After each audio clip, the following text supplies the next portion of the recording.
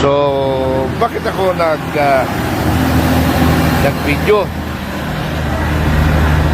Para malaman nyo na umiikot kami para sa sambayan ng Pilipinas, ano? Para okay tayo, okay ating bansa, maging peaceful at maging maunlad ang ating bansa.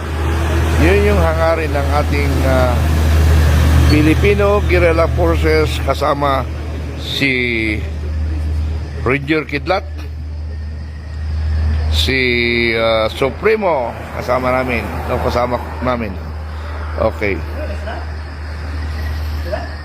So, china-challenge ko ngayon ang Congress na ang administration ngayon, marami silang ginagawa na i-counter nila ang ang taong bayan para lang hindi makapagpakita ng sentimento sa mga nangyari sa bansang Pilipinas.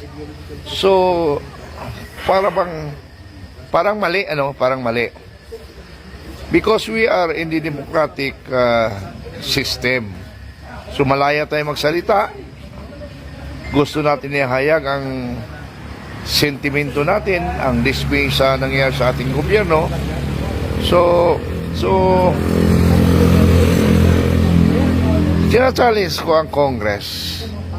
Bakit ang Congress, yung kapangyarihan ninyo ay naabuso ninyo?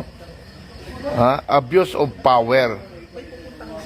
Paano kung ang taong bayan ang magiging abuso sa tinatawag sa nating konstitusyon, na gagamitin namin ang konstitusyon sa pansariling kapakanan? Paano kung kami rin gagamit yan? Ano ang magiging reaction ninyo?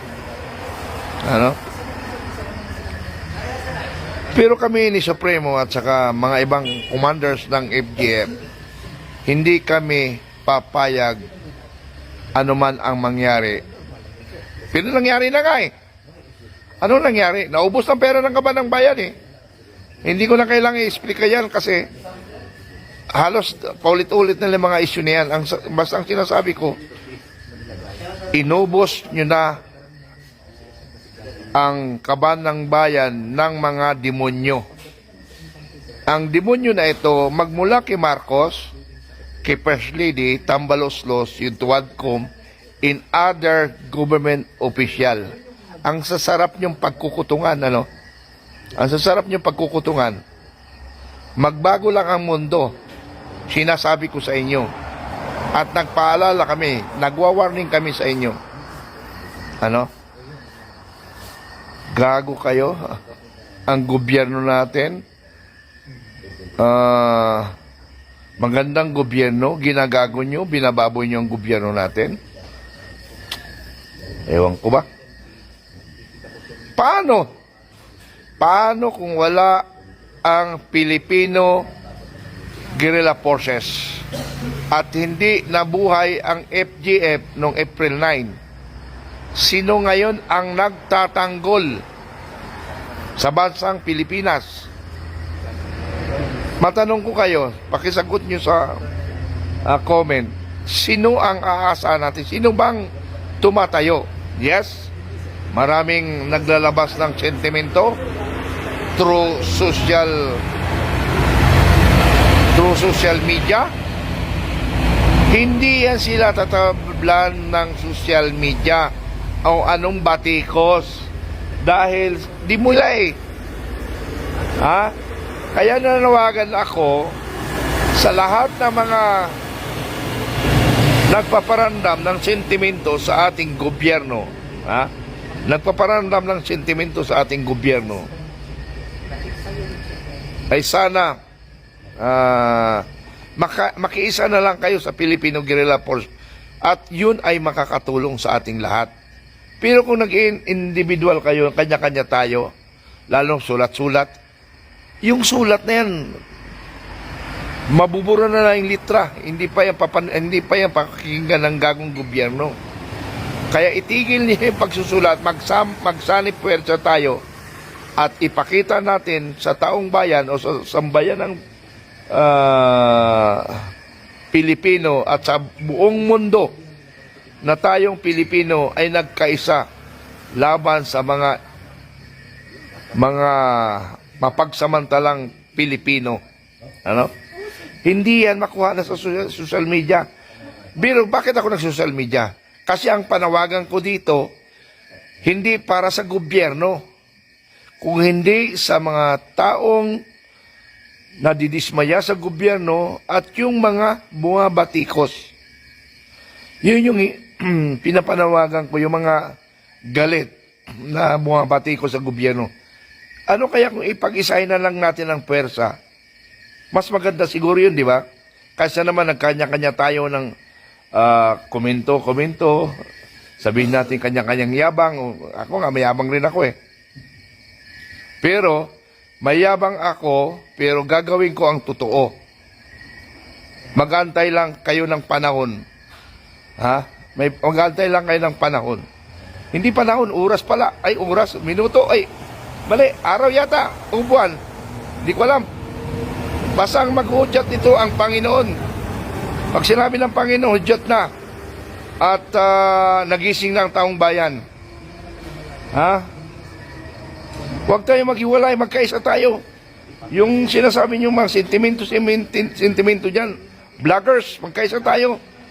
Mga manunulat. Ay nalala ko nga pala, yung mga generals